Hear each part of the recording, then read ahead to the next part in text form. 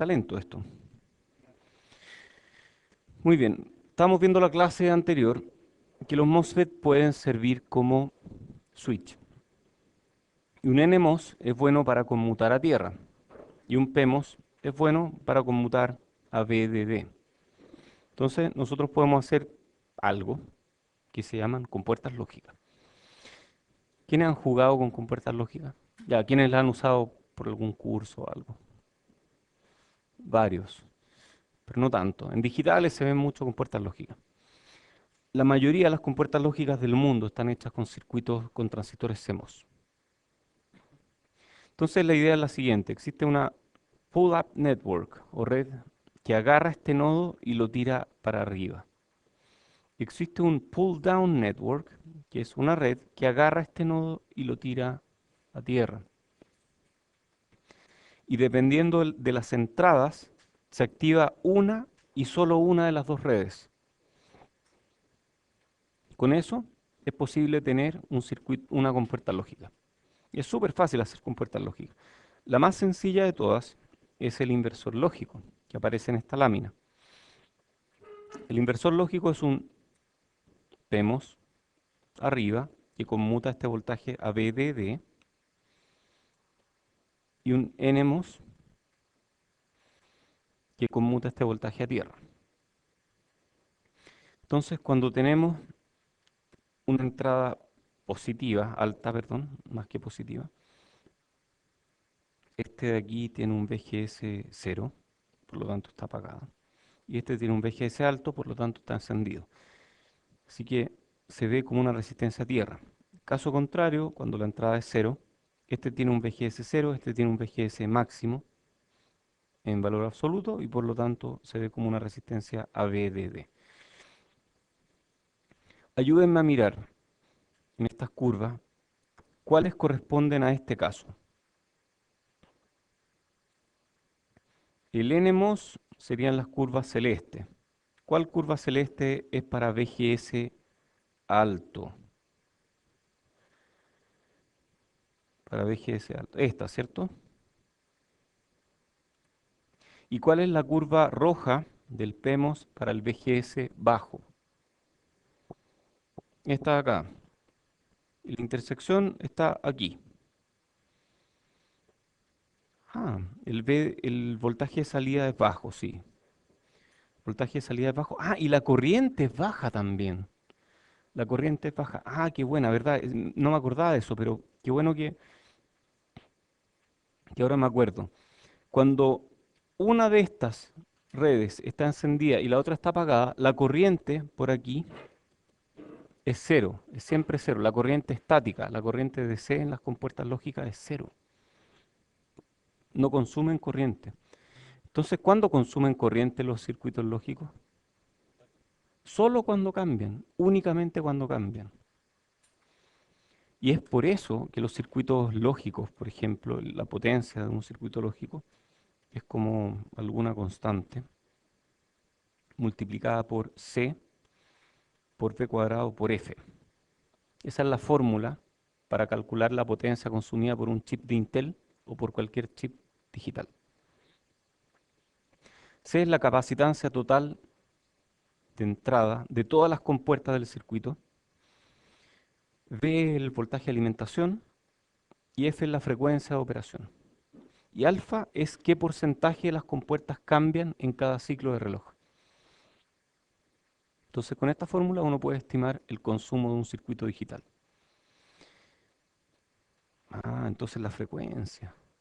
Claro, pues si la frecuencia es cero, no conmuta nada, por lo tanto no consume nada. Claro, esa es la potencia estática. Esta se llama potencia estática.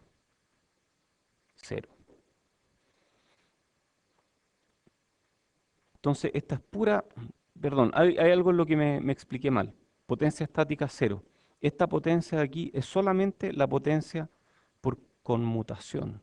O sea, esta es potencia dinámica. Si le ponemos dinámica. Muy bien, porque la estática es cero, idealmente. En realidad no es cero, la potencia estática no es cero. Cada vez es más grande, pero no importa, no vamos a hablar de eso en el curso. Ya, pues, esta es la curva de característica de consumo estático de corriente del inversor lógico. Entonces vemos que cuando el voltaje de entrada es pequeño, el voltaje de salida es alto. Cuando el voltaje de entrada es alto, el voltaje de salida es pequeño y hay un punto en el que se produce esta transición. Primero tenemos el NMOS en corte y el PMOS en triodo. Después aquí el NMOS pasa a región activa. En esta región hay consumo de corriente. Luego pasamos ambos en región activa y el inversor lógico es un muy buen amplificador con una ganancia del orden de 100 o más en circuitos antiguos o menos en circuitos nuevos. Luego pasamos a esta región de triodo y activa, donde sí hay consumo de corriente. Y luego pasamos a esta región de triodo, el NMOS, corte el PMOS, y estamos sin consumo de corriente. Entonces nosotros queremos operar aquí o aquí, porque en esas dos regiones no hay consumo de corriente, solamente hay consumo al pasar de aquí a allá o al revés. Convenientemente, aquí aparecen estos gráficos que nos muestran qué es lo que está ocurriendo en estas regiones, ¿cierto? Y vemos que efectivamente la corriente es máxima cuando el NMOS y el PMOS están en región activa. Entonces, si graficamos la corriente en función del voltaje de entrada, hay un valor, voltaje de entrada más o menos VDD medio, para el cual la corriente del inversor lógico es alta. Y ahí opera realmente como un amplificador. De hecho, hay gente que usa inversores lógicos como amplificadores. Es muy entretenido. Sí, yo me divierto con cosas muy simples. Por ejemplo, está pegado. Por ejemplo, yo tengo un inversor lógico y si le meto un voltaje de entrada cercano a tierra, la salida va a ser VDD, porque voy a estar operando en esta zona de la curva, cercano a tierra, la salida va a estar aquí, no se va a mover. Yo quiero moverme a este punto de operación para que mi inversor lógico funcione como amplificador. Y en este punto, fíjense que VI y VO son más o menos iguales, porque VI es VDD medios y VO es VDD medio. Entonces en ese punto, justo en ese punto, VI y VO son iguales. Entonces uno puede hacer un truco para hacer funcionar un inversor lógico como amplificador. Cáchense el truco. Voy a desconectarlo de mi entrada y voy a conectar su entrada con su salida. Al conectar la entrada con la salida, me aseguro de que la curva VI-VO funcione justo en el punto de máxima ganancia. Estoy diciéndole VI igual VO. Voy a estar justo en ese punto. Y voy a cargar un capacitor aquí que va a guardar el voltaje necesario para operar en ese punto. ¿Qué hago después? ¿Mm? Pregunta, ¿cuál es la corriente por este capacitor después de que está cargado? Cero. Muy bien. ¿Cuál es la corriente aquí? ¿Mm? Cero. Por lo tanto, ¿cuál es la corriente aquí? Cero. Si no hay corriente y yo abro aquí, ¿pasa algo? No pasa absolutamente nada. El circuito no se da cuenta de que le saqué la corriente. Entonces el capacitor, que le saqué ese camino. Entonces el capacitor actúa como una pila que eleva el voltaje de mi entrada justo hasta el punto donde el inversor lógico tiene ganancia máxima. Entonces, pequeñas variaciones aquí, pequeñas variaciones en mi entrada, producen grandes variaciones en la salida. Y yo tengo un amplificador con un inversor lógico. Se pueden hacer esas cosas y hay gente que lo hace y que publica paper con esto. Ok, síntesis de la PDN y la PUN. ¿Qué era la PDN y qué era la PUN? Pull up y pull down. Ya, perfecto. Entonces queremos sintetizar. ¿Qué significa sintetizar? dibujar un circuito que haga la PDN o que haga la PUN. Está la explicación, está esta especie de receta de cocina. No sé por qué el PC anda tan lento hoy día. Está esta receta de cocina, la voy a dejar aquí para que la lean, pero mejor vamos a hacer un ejemplo. Imaginemos que queremos, no voy a hablar de esto porque ustedes pueden mirarlo. Imaginemos que queremos hacer una compuerta, voy a explicar eso mismo, pero con un ejemplo. Imaginemos que queremos hacer una compuerta lógica, que haga algo. Por ejemplo, tírenme un ejemplo, algo sencillo. Una NAND. Ah, nos pusimos de acuerdo porque te la dije, ¿no? No, broma. No nos pusimos de acuerdo, pero es el ejemplo más sencillo después del inversor lógico. Entonces, si queremos hacer una NAND, queremos que la salida sea cero cuando mis dos entradas son un 1. O sea, la NAND arroja a la salida un cero cuando tengo unos en mi entrada, ¿cierto?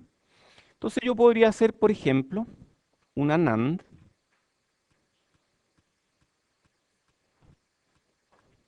No, no le vamos a poner B, le vamos a poner D, porque es salida digital. Y esta es A, y esta es B, y esta es D. Entonces yo podría poner A y B aquí.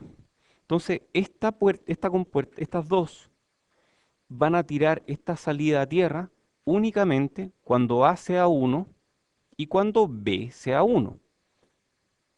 Cualquier otro caso, este nodo va a estar flotante. Entonces, ya diseñamos la PDN. Está lista. La PUN tiene que ser algo que tire hacia arriba este nodo. Entonces, alguien puede decir, oye, podemos tirarlo hacia arriba con una resistencia.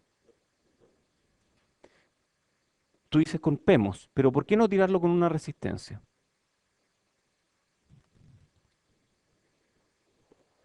¡Décima A! Efectivamente, hay consumo DC. Si es que yo enciendo estos dos, aparece una corriente DC. Entonces yo quiero una PDN, una PUN, perdón. Como decía Sebastián, la razón aquí por la que quiero esta PUN, como decía Nahuel, es que estas dos van a estar encendidas solo una a la vez, no las dos al mismo tiempo, porque si enciendo las dos al mismo tiempo tengo corriente DC. Entonces, ¿cómo hago la PUN? Bueno, estas dos partes, la PDN y la PUN, son una el dual de la otra. Entonces, si aquí tenemos dos compuertas en serie, la PUN van a ser dos compuertas en... Muy bien, entonces ponemos así. Es ahí, está aquí. Y listo. Ahí está nuestra compuerta NAND. Y si quieren hacer una AND, bueno, hay que ponerle un inversor lógico a la salida. ¿Sí? Perdón.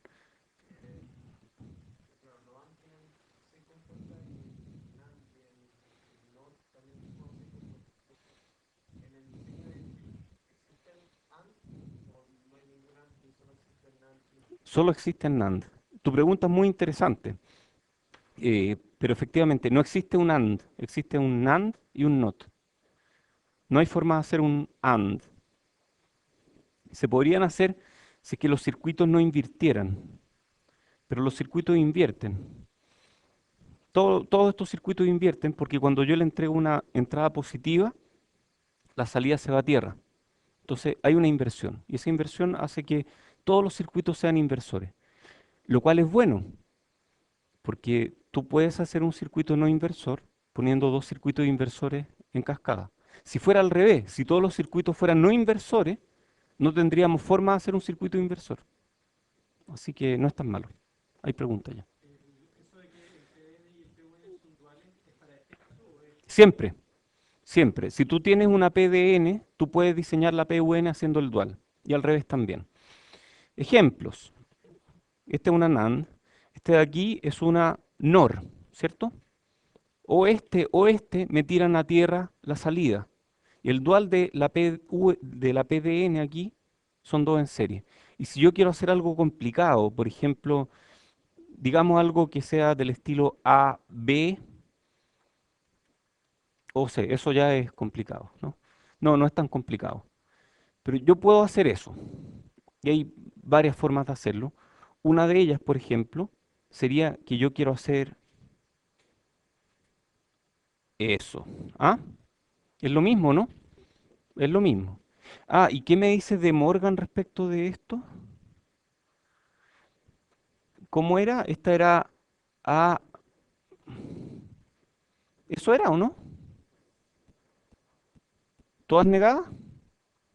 Es lo mismo, ¿no? Yo no me la sé. Tal vez ustedes me pueden ayudar, ¿o no? ¿O está mal? Ah, tengo que negar este, ¿cierto? Sí, ahí sí. Porque ese negado pasa para allá. Ya. Podríamos hacer algo así, ¿o no? Entonces, para hacer eso, eso es lo mismo que eso. Entonces yo puedo hacer una... Ah, claro, puedo hacer una OR y una... Entonces voy a tirar a tierra C negado. Hagámosla más fácil, porque si no va a ser más complicado. Digamos que yo quería hacer eso. Entonces, vamos a hacer eso. Es lo mismo, ¿cierto? Entonces, para generar la PDN, yo agarro esto, lo que está sin el negado, o tengo que negarlo para que aparezca. Entonces tengo un OR y un AND. Entonces tengo un OR, o esta, bastan para tirar esto a tierra, y un AND. C, A, D. Muy bien. ¿Cómo es la PUN? El dual de esto, o sea, voy a tener A, B, C. Listo. Y esto debería ser exactamente eso que está ahí, ¿sí? Sí, sí, si tú miras una compuerta lógica de verdad, SEMOS, son así. El tema es que no te he dicho aquí cuáles son los tamaños de estos transistores. Si uno quiere hacer un buen diseño, va a hacer un diseño que haga que el camino más lento hacia arriba, o sea, que sería en este caso, ¿cuál sería este o este? ¿Ah? El de A y B, este es más lento porque tiene dos cosas en serie, sea igual al camino más lento hacia abajo. Entonces tú vas a hacer que esa R, esas dos R en serie, sean más o menos parecidas a estas dos R en serie. Pero esta R de los PMOS son mucho, mucho más grandes que la R de los NMOS. Entonces yo tengo que hacer los PMOS más gruesos, más anchos. Entonces el W de los PMOS lo hago más grande que el W de los NMOS. Y bueno, hay toda una teoría detrás de cómo hacerlo mejor. Hay cálculos que permiten hacerlo, son cálculos de un tema que se llama esfuerzo lógico. ¿Alguien ha escuchado alguna vez hablar de esfuerzo lógico? Por allá, los que están tomando circuitos integrados digitales. Bueno, em, échenle una mirada si quieren aprender más. Logical effort. Si hay preguntas.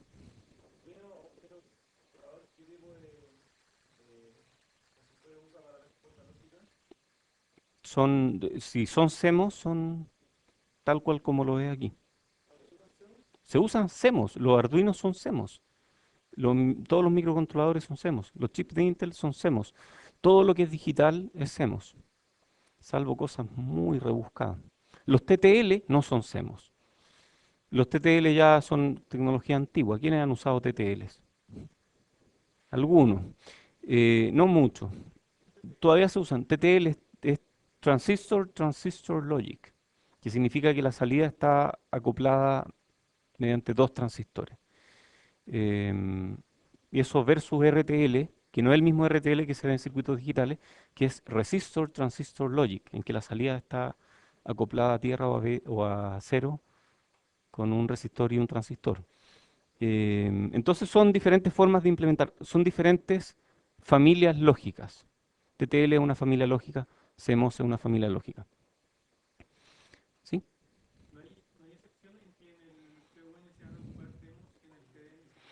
No, no, no. Los PEMOS, perdón, me adelanté a tu pregunta y no escuché el final. Eh, siempre, siempre en el PUN hay PEMOS y solo PEMOS. Siempre en la PDN hay NMOS.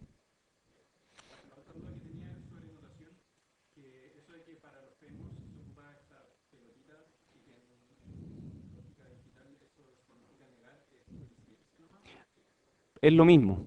De hecho, la gente digital dibuja así, con una burbuja, adelante a a los PEMOS y sin una burbuja a los NMOS. Eso es típico de la gente digital.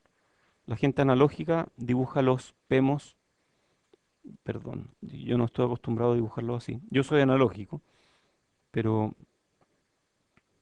PEMOS y NMOS. Pero sí, esa burbuja ahí viene de los digitales. Ya, terminemos MOSFETs. Hablemos de MOSFETs reales. Llevamos hartas clases viendo el MOSFET. Hay otros MOSFETs que son de agotamiento, no lo hemos visto. Hay otros tipos de FETs que tampoco hemos visto, así que vamos a ver varias cosas nuevas. Capacitancias internas de los MOSFETs. En general no tienen capacitancias, tienen una transcapacitancia. A ver, ¿qué es una capacitancia al final? Una capacitancia es un modelo de un elemento circuital que me relaciona carga con voltaje, algo así, ¿cierto? Sí, algo así. Relaciona carga con voltaje. Pero yo podría tener un capacitor que tenga tres terminales, por ejemplo.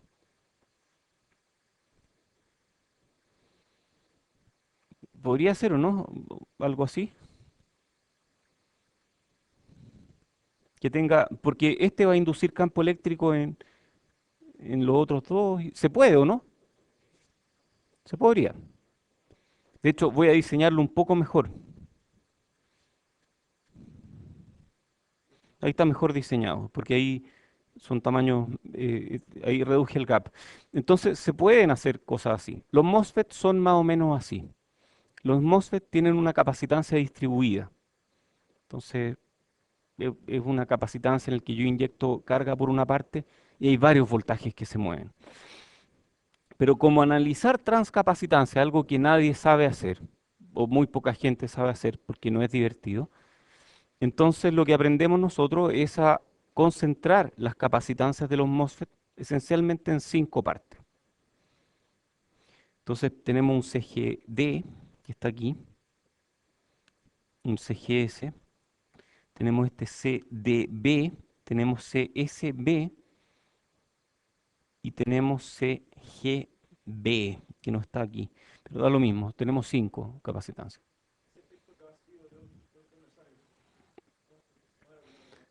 Em, Hay algo que guarda carga, ¿cierto?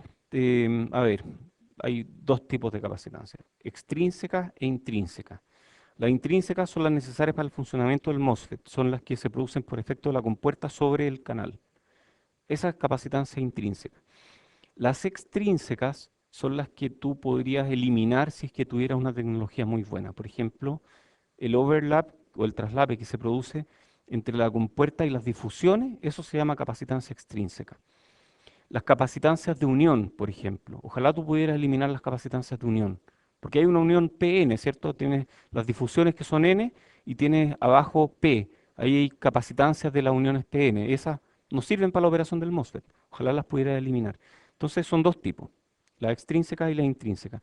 Y al final hay un lote de ecuaciones que están más o menos descritas en esta lámina, que muestran las capacitancias del MOSFET en diferentes regiones de operación.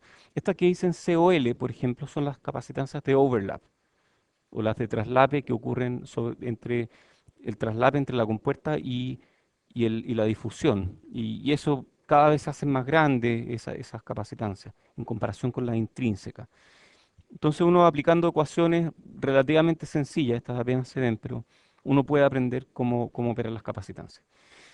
Em, no les voy a decir dónde se aprende más acerca de esta capacitancia porque ya van a creer que es broma. Respuesta en frecuencia. Para calcular la respuesta en frecuencia, uno tiene que ver qué capacitancias son las que me limitan la respuesta en frecuencia. Entonces, miramos este circuito y vemos que hay tres capacitancias explícitas ahí, ¿cierto? ¿Serán pasa alto, pasa bajo o qué? Por ejemplo, esta de aquí, al tiro, pasa alto. Qué bueno. Entonces ahí ya tenemos 20 decibeles por década. Esta de aquí, ¿será pasa alto o pasa bajo? 40 decibeles por década. Esta de aquí, ¿será pasa alto o pasa bajo? Es más difícil. ¿Quiénes dicen que pasa alto? ¿Quiénes dicen que pasa bajo? ¿Quiénes no están seguros? No, no, esta no es la salida, esta es la salida.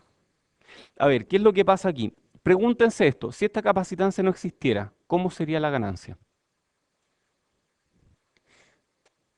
La respuesta es más fácil de lo que creen. Si esta capacitancia no existe, esta cosa, este transistor tiene una corriente fija.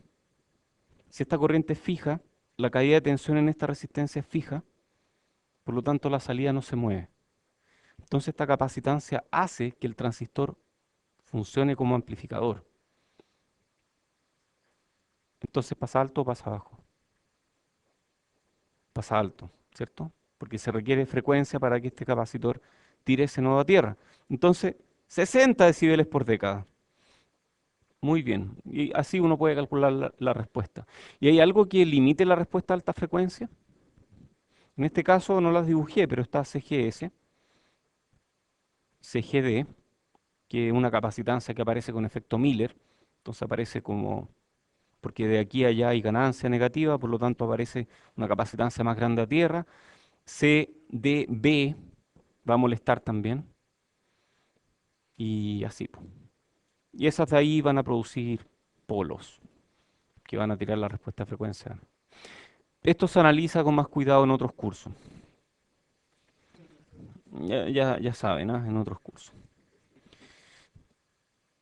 Muy bien. Hay otras no idealidades que no vamos a mirar porque se ven en otros cursos. Y vamos a hablar del MOSFET de agotamiento muy rápidamente. El MOSFET de agotamiento no lo voy a preguntar en pruebas, no lo voy a preguntar en tareas, solo lo pongo aquí para que sepan que existe. Es un MOSFET que tiene un canal que ya está hecho, ya está construido el canal entre dren y fuente. Y si yo, o sea, está encendido todo el rato. Y si yo quiero apagarlo, tengo que meterle un voltaje negativo. Entonces es como un MOSFET de enriquecimiento donde el VT tiene signo cambiado. El VT, entonces el VT de un NMOS de enriquecimiento es negativo, el VT, perdón, de agotamiento.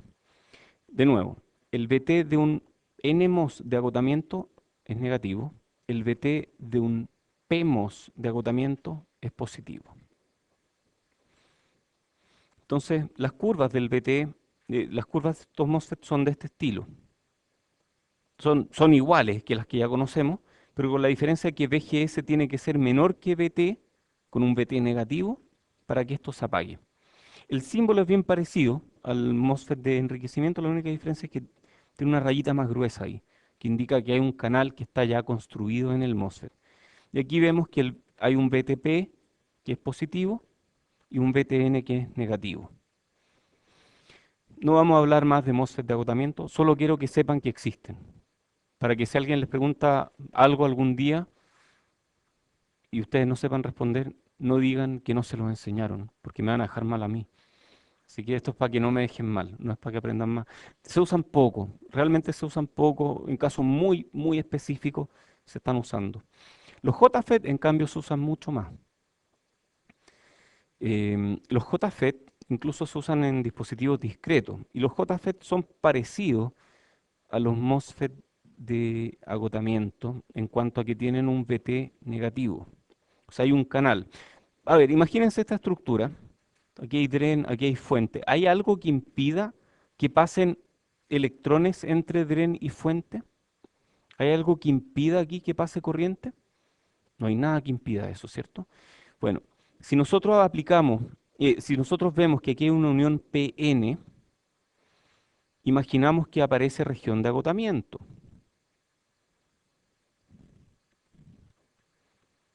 ¿cierto?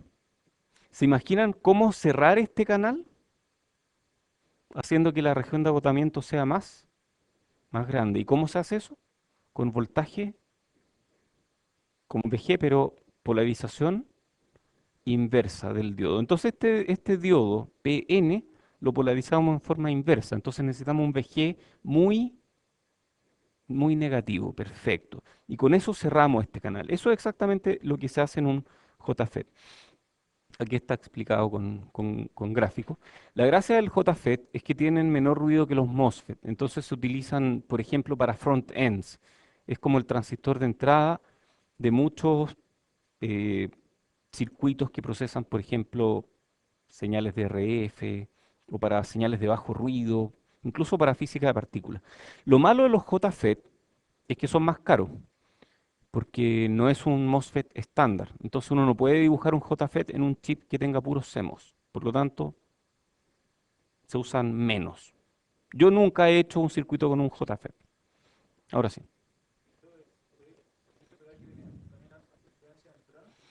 Tiene alta impedancia de entrada porque por aquí no hay corriente. Este es un diodo polarizado en forma inversa, igual cero. Sin embargo, la impedancia de entrada del JFET es un poco más baja que la del MOSFET. En el MOSFET las corrientes son mínimas, las corrientes compuestas. En un JFET son del orden de pico amper. Ya eso es casi cero, pero no es cero. En el JFET no es cero. En el MOSFET es prácticamente cero. En esto hay corrientes de fuga. Vimos que los diodos tienen corrientes de fuga. Pueden ser incluso más, pueden ser hasta nanoamperes, dependiendo del tamaño. Ok, ¿cómo son los MOSFET en la práctica? No hay muchos MOSFET comerciales en Chile que uno pueda llegar e ir a comprar. Existe el 2N7000, que es para señales pequeñas, y existen otros para señales de potencia y RF540. Los MOSFET comerciales tienen tres patitas, D, G y S, y aquí el fabricante no me dice que yo puedo intercambiar D y S. Y la razón es que el fabricante convenientemente conectó S con B ahí. Y por lo tanto hay un diodo polarizado en forma inversa entre S y D. Si es que yo doy vuelta al MOSFET y digo, ¿sabéis qué más?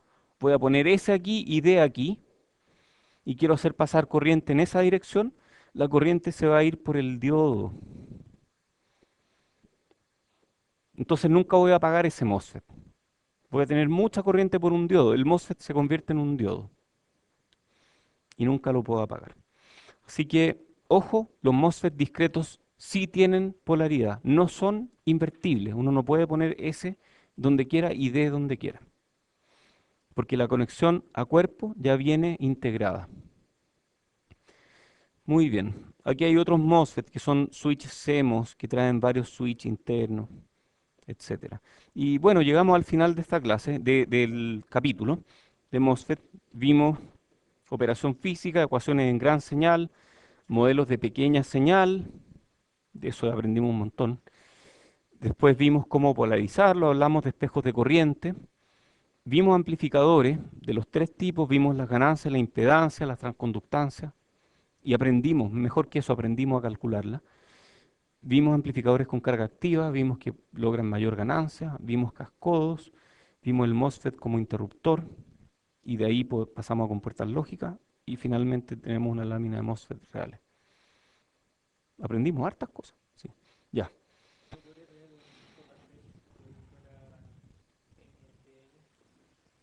Un JFET, pero que fuera al revés, dices tú.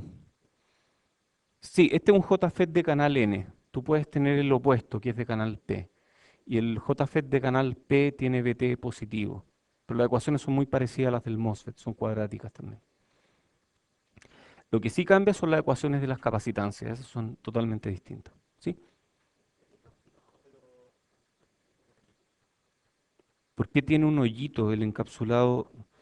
Este que tiene un hoyito, tú dices algo así, yo soy pésimo dibujando. Ese hoyito, te refieres a ese hoyito. Ese hoyito que está ahí está conectado a un pedazo de metal más o menos grande. Ese pedazo de metal disipa y si uno quiere le puede poner un disipador. Lo vamos a dibujar con otro color. No, creo que ahí sí que lo perdí. Em, lo siento. Pero un disipador de aluminio que se pone sobre esta placa de metal y se atornilla. El hoyito es para que pase el tornillo. Y tú pones pasta entre medio, una pasta que permite transferir el calor rápidamente entre el chip o entre el transistor y el disipador. Esa pasta entonces llena los hoyitos, porque si tú tuvieras algo perfectamente plano, transfiere el calor instantáneamente o con mínima resistencia para la transferencia del calor. En cambio, estas cosas tienen alguna rugosidad pequeña y la pasta lo que hace es como sellar esas rugosidades para que el contacto sea aún mejor. Si perdí el programa, ya no funciona.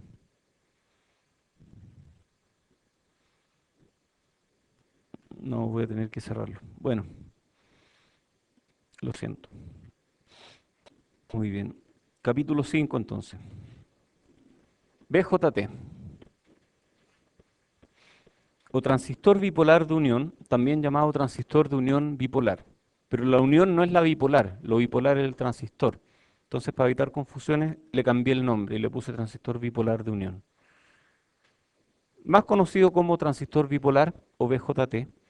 En círculos más antiguos, la gente se refiere a transistor para los BJT y MOSFET para los MOSFETs. Porque como que consideran que el MOSFET apareció después y no es un transistor, y que el transistor es el BJT. Yo no, yo hablo de BJT para el transistor bipolar y MOSFET para el transistor de efecto de campo. No es que me crea joven, pero si ustedes escuchan a alguien hablando del transistor para referirse al BJT, probablemente aprendió electrónica hace mucho tiempo. Muy bien. Si alguien habla de válvula, peor todavía. Eso sí que son más antiguos. Ya, el transistor bipolar o BJT es una válvula de corriente parecida al MOSFET, es parecida. Entonces es como algo que deja pasar o no deja pasar corriente, como una llave para la corriente, cuya apertura de la válvula se controla mediante una corriente más pequeña. Oh, eso es diferente. Una corriente más pequeña controla la corriente del BJT. Ambos tipos de portadores de carga, electrones y huecos, participan en la conducción, por lo tanto es bipolar, porque ambas polaridades de portadores de carga participan. A diferencia del MOSFET, en el que las corrientes son de desplazamiento y solamente hay un tipo de portador de carga, en el BJT las corrientes son de difusión y hay dos tipos de portadores de carga. Pueden operar en forma lineal como amplificador, como fuente de corriente controlada por voltaje, o como un interruptor on-off. O sea, es parecido hasta ahora al MOSFET, es súper parecido, con la diferencia de que una corriente controla otra corriente. Hay dos tipos, NPN y PNP. eh, es por la estructura física. Los BJT son menos populares que los MOSFET en chips, porque casi todos los chips son MOSFETs, son CMOS. Son más caros los BJT. Existen chips con BJT, en general existen tecnologías que se llaman BiCMOS, así, BiCMOS o BiCMOS, que tienen bipolar y CMOS en un mismo integrado, pero esas son más caras. Entonces uno hace la parte analógica en la parte bipolar y la parte CMOS sirve para la parte digital. Por ejemplo, los BJTs predominan en circuitos discretos. Hay mucho más BJTs discretos que MOSFET discretos, por lo menos en Chile. Tienen mayor transconductancia por unidad de corriente. A temperatura ambiente tienen como 40 milisiemens por cada miliamper que yo le entrego al MOSFET, al BJT. En cambio, el MOSFET no llega más allá de 25 milisiemens por cada miliamper que yo le meto de corriente. Entonces tienen más transconductancia. O sea, para el mismo tamaño me entregan más transconductancia para la misma corriente, ¿sí? Ah, buena pregunta, porque tú dices, pucha, si son controlados por corriente, entonces en realidad es como una fuente de corriente controlada por corriente. En realidad es una fuente de voltaje controlada por corriente, pero tiene impedancia de entrada no infinita, no infinita, finita. ¿Ah? Entonces al final igual es una fuente de corriente controlada por voltaje, pero la impedancia de entrada es finita. ¿Ah? Y hay corriente, sí, hay corriente. El equivalente a compuerta, que se llama de otra forma en el BJT, tiene corriente. Tienen mayor ganancia intrínseca, o sea, el GMRO del BJT es mucho más grande que el del MOSFET. En general tienen mayor frecuencia de ganancia unitaria, llegan a cientos de gigas, pero esto es una aseveración discutible y depende del proceso de fabricación. Antiguamente se decía, no, los MOSFET nunca van a superar a los BJT. Actualmente los MOSFET funcionan igual o más rápido para muchas aplicaciones. Los BJT ganan en las aplicaciones que son de corriente o que requieren swing de voltajes pequeños, que requieren excursiones pequeñas, porque al final hay capacitancia y si podemos evitarnos esas capacitancias, podemos lograr que con voltajes muy pequeños el BJT igual opera. La gracia del BJT respecto al MOSFET, una de las gracias, es que requiere voltajes más pequeños para operar, porque tiene más transconductancia. A ver, no están relacionados necesariamente. Uno es que requieren voltaje menor porque el voltaje de un diodo 0,7 o 0,3, dependiendo de la tecnología del proceso, pero además tienen eh, mayor transconductancia. Entonces, en pequeña señal, son pequeñas las variaciones de voltaje en la entrada para producir grandes variaciones de corriente. Entonces, en general, tienen mayor frecuencia de ganancia unitaria, pero eso, como digo, es discutible. Tienen menor ruido y son más robustos. Historia. Em, Esta está la clásica, ya saben, 1945 en Bell Labs en New Jersey. Ellos tres fabricaron el primer BJT, que se ve más o menos así. Esto de acá, este terminal de acá, es la base sobre la cual construyeron el BJT y a ese terminal le pusieron terminal de base, porque era la base sobre la cual se construye algo. Y se llamó base y se sigue llamando base. Entonces, nosotros hablamos de tres terminales. Este se llama base, porque esa era la base. Después pusieron este pedazo como de plástico aquí, y por aquí va un cable y por aquí va otro cable. Entonces ese pedazo de plástico ahí, un cable, otro cable, y tenemos un BJT. Esto no era exactamente un BJT, en realidad ese era un transistor de punto de contacto, no era de unión bipolar, no era bipolar de unión, sino que era de punto de contacto. Sin embargo, fue precursor del transistor bipolar. Ellos dos lo hicieron, él no, pero él desarrolló las ecuaciones después, por eso los tres se consideran coinventores del transistor, aunque en realidad lo descubrieron porque estaban tratando de hacer otro tipo de transistor y cacharon que parece que se podía hacer algo con este otro principio de operación y lo hicieron. De ahí pueden leer más cosas de esto. En realidad no vale mucho la pena dedicar tiempo a esto, pero las primeras aplicaciones de los transistores eran para radios y radios portátiles. Entonces, en vez de ir con la radio portátil, que era una cuestión gigante, podían tener una radio de bolsillo que bastaba con dos baterías de 9 volts para que funcionaran. Y era impresionante. Y eran radios de bolsillo, claro que la camisa tenía que tener el medio bolsillo para que cupiera la radio, y los vendedores de estas radios tenían camisas especiales con el bolsillo más grande, pero son cosas divertidas, pero es verdad. Hay un libro que habla muy bien de todo esto. Todo esto lo saqué de un libro que se llama Crystal Fire, que es muy entretenido, léanlo. Es muy, muy entretenido. Está muy bien escrito. Aquí está, ese Crystal Fire. Y si no tienen paciencia para leerse un libro de 300 páginas, no sé cuánto tiene, léanse este que es más cortito, que es un paper, que es muy entretenido también. Sí. ¿Cómo son los BJT? Este es el símbolo del BJT. Ah, hay una flechita. La flechita indica el terminal E, que se llama emisor. Entonces en el NPN la flechita indica el terminal E, en el PNP la flechita indica el terminal P. Y la flecha a su vez indica la dirección de la corriente. Perfecto, entonces la corriente, cuando la flecha va hacia la base, estamos hablando de un PNP. Cuando la flecha sale de la base, estamos hablando de un NPN. Así es el símbolo de un BJT. Fíjense que no hay un capacitor aquí. Hay otros que sí llevan un capacitor. Pero estos no llevan capacitor, por lo tanto aquí hay corriente. Pero esta corriente de base es pequeña, esta corriente es mucho más grande. La corriente de colector o corriente de emisor. BJT discreto se ve más o menos así. BJT integrado se ve más o menos así. Uy, el otro día abrí un BJT. Se lo iba a traer. Uy, se me olvidó. Lo, lo saqué del laboratorio, pero no le cuentan a nadie. Saqué un BJT que viene con un encapsulado que es como una lata, es chiquitito. Y lo abrí y lo miré con una lupa y se ve ahí el transistor chiquitito. Es muy chiquitito, sí. Y una ternurita de transistor. Bueno, en realidad son enormes en comparación con los MOSFET, pero se pueden ver a simple vista.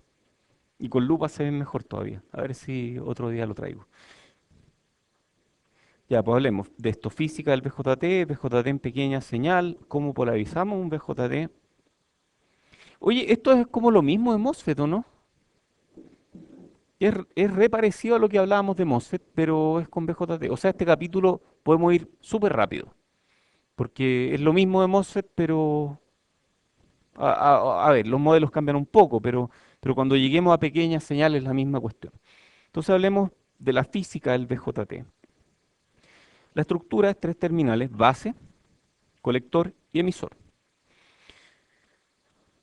Esto es una estructura esquemática. En la práctica los BJT se ven así, se ven más como estos de acá. No se ven así. ¿Por qué se ven así? En la práctica tiene que ver con que... No está aquí. Pensé que estaba más acá. Queremos que la región del emisor sea pequeña.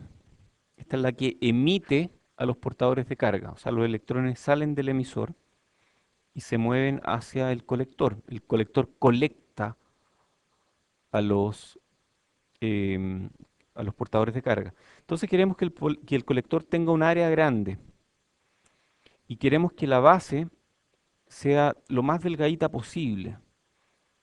Ojalá sea muy delgada. De hecho, la parte de la base más importante aquí es esta. Por ahí pasan casi todos los portadores de carga. Los electrones pasan de emisor a colector, por lo tanto la corriente va de colector a emisor en un NPN, en un PNP al revés. ¿Y quién controla? La base, po. La corriente de base controla la corriente entre colector y emisor. Se los voy a decir en términos simples, después lo vamos a entender con mucho más detalle.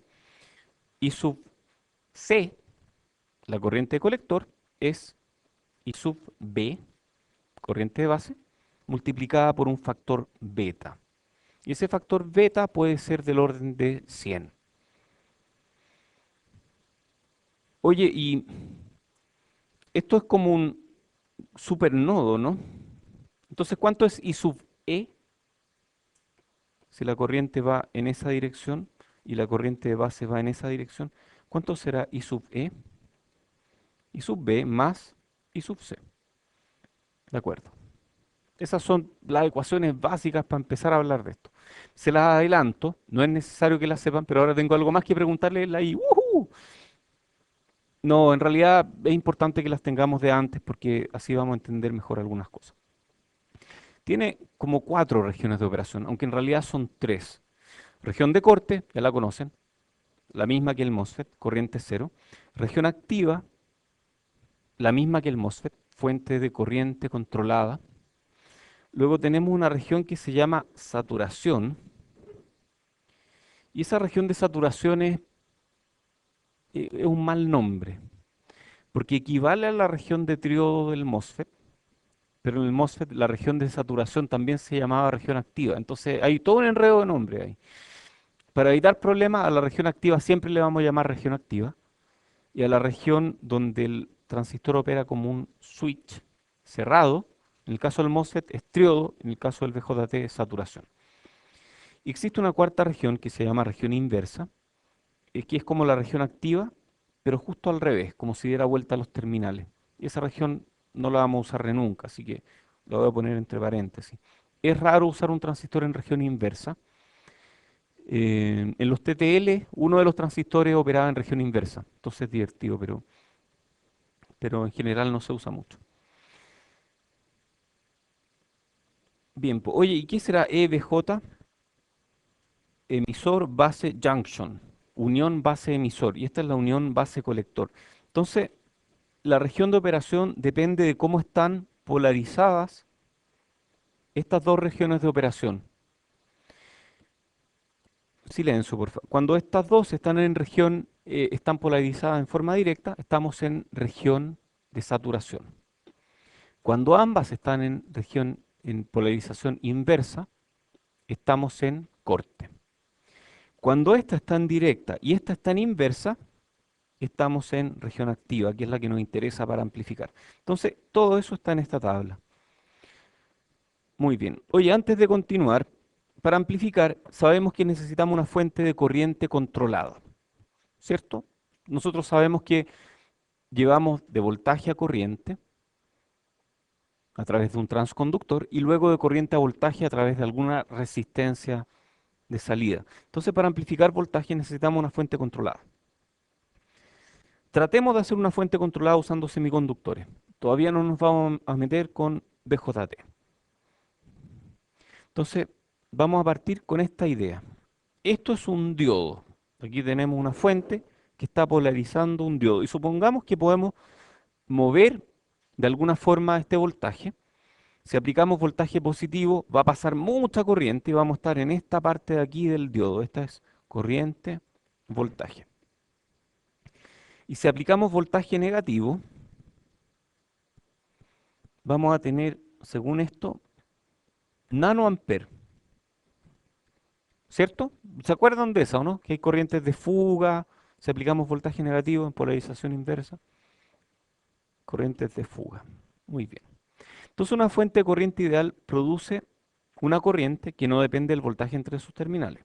O una unión PN polarizada en forma inversa, o sea, en esta parte de aquí, representa una fuente de corriente casi ideal, porque tiene una corriente, en este caso de 3 nanoamperes, que no depende de un voltaje.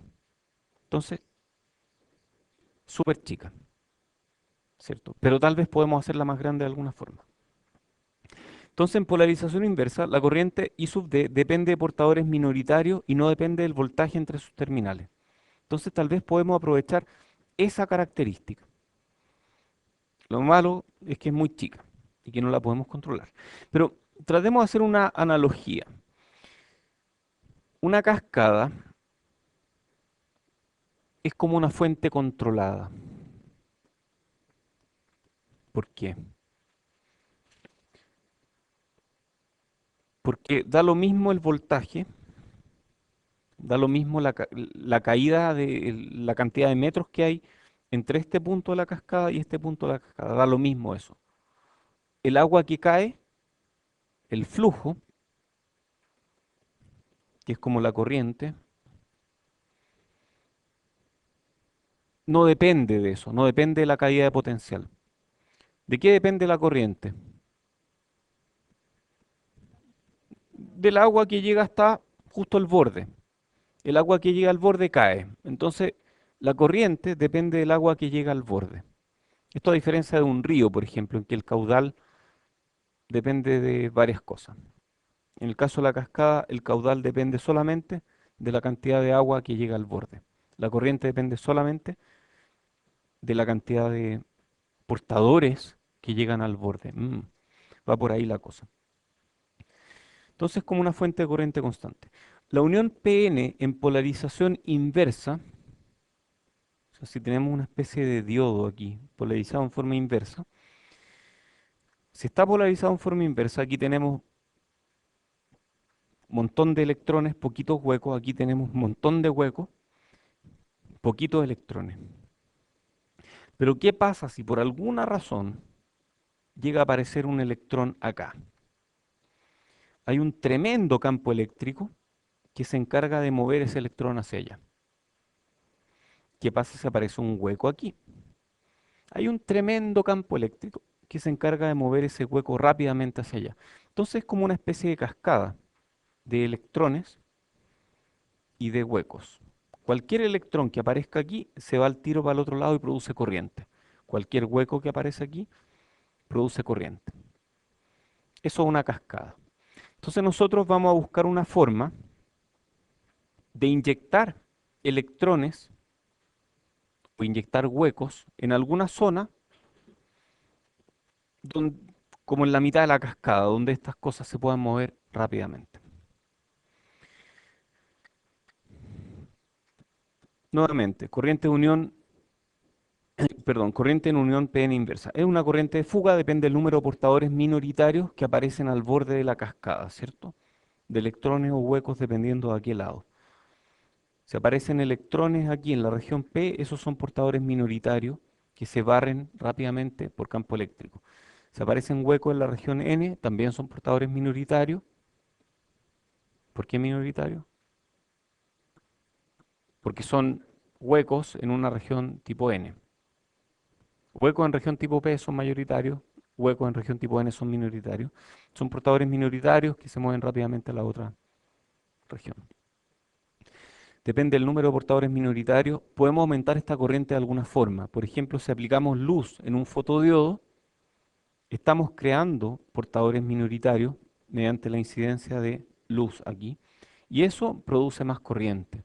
Entonces la luz en un fotodiodo produce portadores minoritarios que el campo eléctrico externo barre y produce corriente.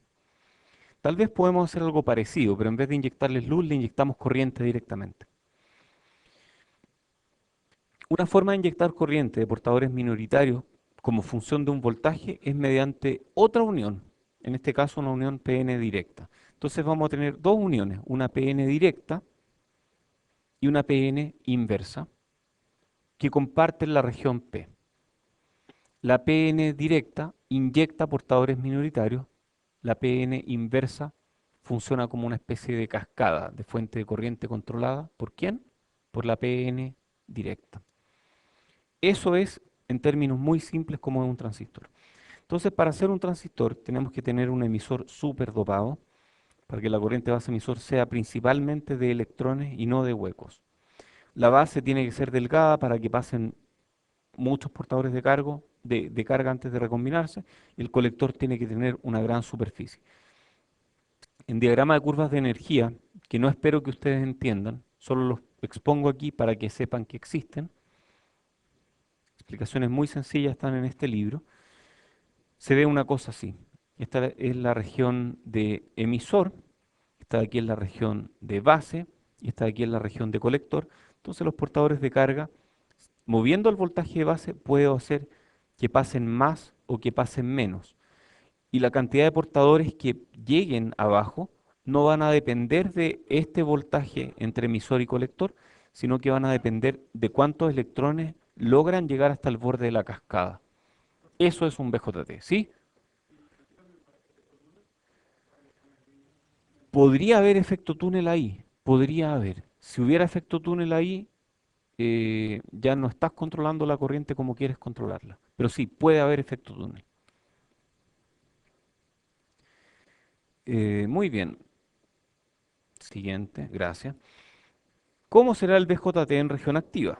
Bueno, hablábamos de que hay una corriente de portadores minoritarios en la base. Esa corriente de portadores minoritarios, si quieren lo anotan porque creo que no está en ninguna parte y probablemente lo pregunte, es corriente de difusión, no es corriente de desplazamiento. En los MOSFET era corriente de desplazamiento, aquí es corriente de difusión. Oye, la corriente de difusión era esta corriente que dependía del factor de difusión o constante de difusión o difusividad y dependía del gradiente. ¿Se acuerdan de eso, no? Cuando hay un gradiente de portadores de carga, se produce una corriente de difusión. Bueno, en la base, aquí está la base, hay un gradiente de portadores. Entonces aquí lo que estamos dibujando en la base tipo P es el gradiente de concentración de electrones, de portadores minoritarios. Hay preguntas. El I sub C es corriente de colector.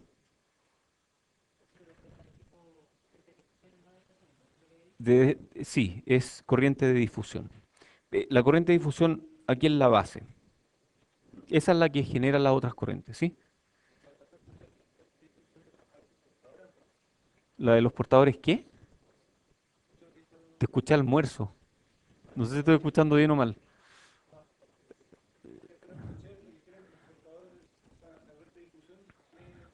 Es corriente de difusión, es una corriente de portadores que depende del gradiente de concentración. Creo que eso dije. Sí, eso estamos viendo ahora. Entonces tenemos las uniones, emisor base, la unión colector base, y esta región es la base. Y esta región es una región tipo P.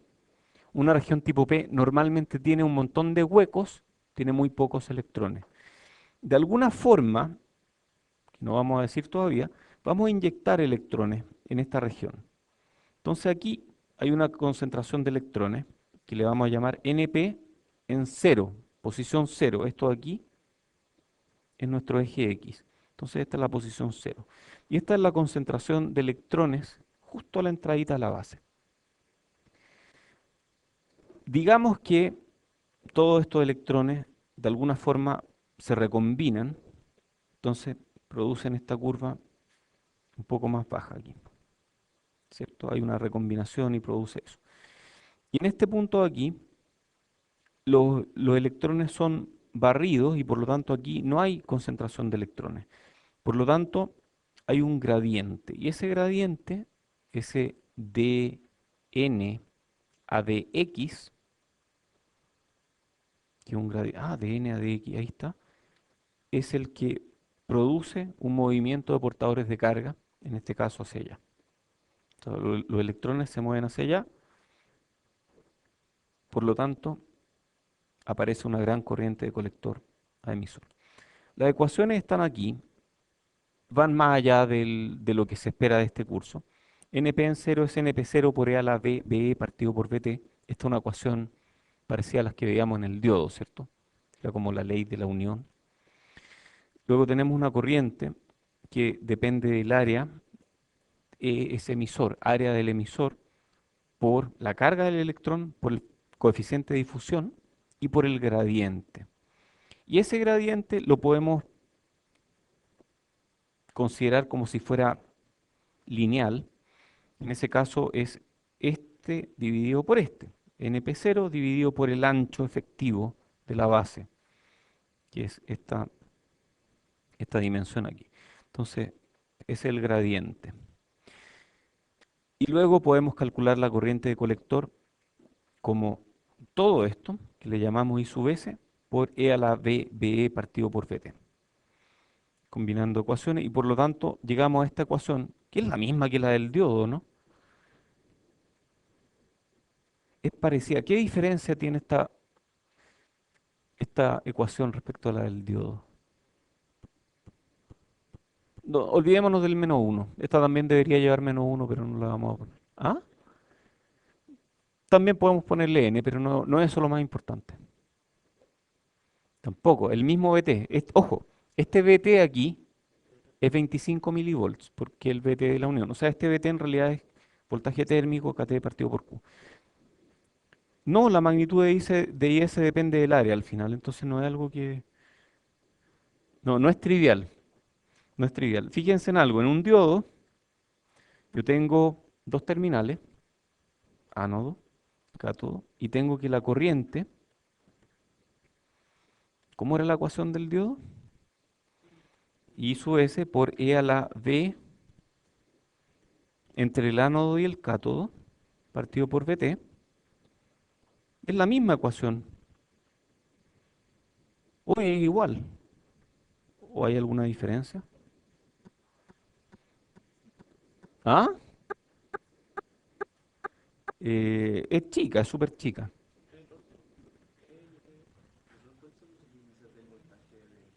Ajá, VBE, su índice. Espérame, pero alguien quería decir algo allá. ¿Ah? Sí, pero no vamos a pescar el N. Eh, ¿Cómo fue? ¿Punto qué? Ajá, por ahí va la cosa. O sea, tú dices que aquí tengo otro terminal más. Sí, cierto. VBE no es por donde pasa la corriente C. O sea, yo aquí tengo que este voltaje VBE controla la corriente de otro terminal. No es como un diodo, porque el voltaje en el diodo controla la corriente del diodo. Aquí la corriente de dos terminales, perdón, el voltaje de dos terminales controla la corriente de un tercer terminal. Esa es la gracia. Ahí tenemos una fuente controlada, décima.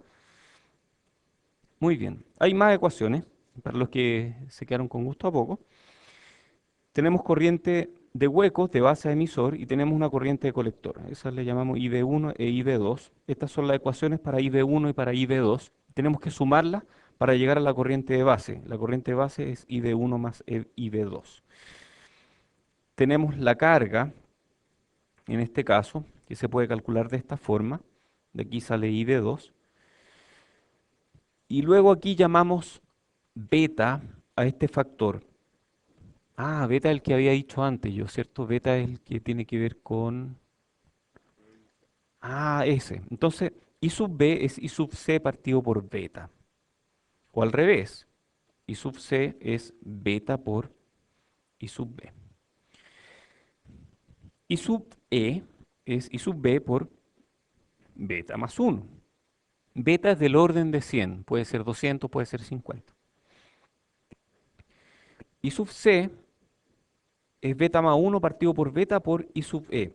Entonces hay un factor que le llamamos alfa, que es casi uno. Así como beta es grande, del orden de 100, alfa es casi uno. Y alfa es beta partido por beta más uno. De la misma forma beta es alfa partido por uno menos alfa. Beta puede variar un montón, entre 50 y 300, no sé, depende del transistor. Si ustedes compran hartos transistores y les miden beta, van a medir betas distintos. Alfa, en cambio, varía entre 0,99 y 0,9999, no sé. Varía poquito alfa. Y estas ecuaciones me dicen que I sub B es I sub C partido por beta, I sub B es I sub C partido por alfa. Entonces, yo podría decir que I sub B, por ejemplo, es I sub S por E a la BBE partido por BT, todo esto dividido por beta. Esto de aplicar simplemente esto a la ecuación de la página anterior, que es esta. O sea, si esta la divido por beta, me da I sub B. Y si la divido por alfa, me da I sub B. Ya, sigamos. Modelos de gran señal, región activa. Hay dos modelos, modelo T y modelo Pi, ambos son idénticos matemáticamente. El modelo de gran señal incluye un diodo. Miremos el modelo Pi, que tal vez es más familiar para ustedes. Hay corriente de base, que es una corriente que depende del diodo, pero la corriente de colector es como beta veces más grande que la corriente de base. Entonces tengo una corriente base emisor, que es la corriente de un diodo, y tengo una corriente de colector que es beta veces más grande que la corriente de base. Eso es lo que hace un BJT. Es como un diodo que multiplica su corriente para sacar corriente, más corriente por otro terminal. PNP es la misma cosa, pero da vuelta, ya se lo imaginan. Esto está muy lento. Este es un gráfico bien raro, que lo he visto poco en libros. A mí me lo enseñó el profesor que me enseñó electrónica aquí en la PUC, hace mucho tiempo atrás. Y es un gráfico que tiene varios ejes, todos distintos. Aquí tenemos BE, aquí tenemos I sub B, aquí tenemos I sub B, aquí tenemos I sub C. Es bien raro. Entonces, tenemos BE e I sub B. Hay un diodo ahí. Ese diodo característico que nosotros acabamos de ver aquí. Ese es el diodo. Y luego tenemos que I sub E, se acabó la clase. O sea, legalmente lo que estoy viendo ahora no entra en la prueba. Ah. Pero no importa, vamos a terminar esta lámina igual. Esto es I sub B, y si yo lo multiplico por beta más uno, tengo I sub E. O sea, yo tengo un pequeño voltaje BE por beta más uno I sub E, por alfa me da I sub C, alfa es casi uno. Y aquí voy a tener unas curvas que se ven más o menos así. Entonces, si yo tengo un BE más chico, puede tener menos corriente, y si tengo un BE más grande, voy a tener más corriente. Y esto es una fuente de corriente controlada.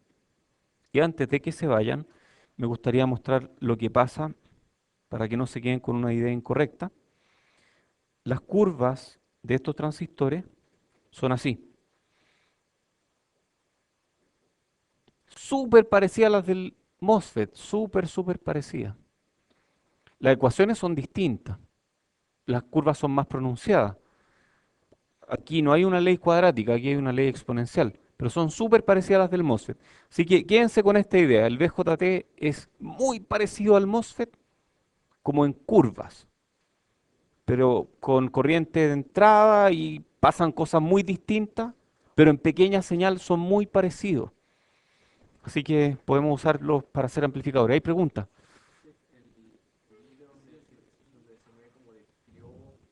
Ah, este límite es más pequeño, es mucho más pequeño, sí. Es como fijo, es más o menos fijo, sí. No, no es como en el MOSFET, es distinto, es como fijo, sí. Porque depende de la unión base-colector, de si está polarizada en forma inversa o directa. Eso es, me gustaría sacarle una foto antes que se vayan.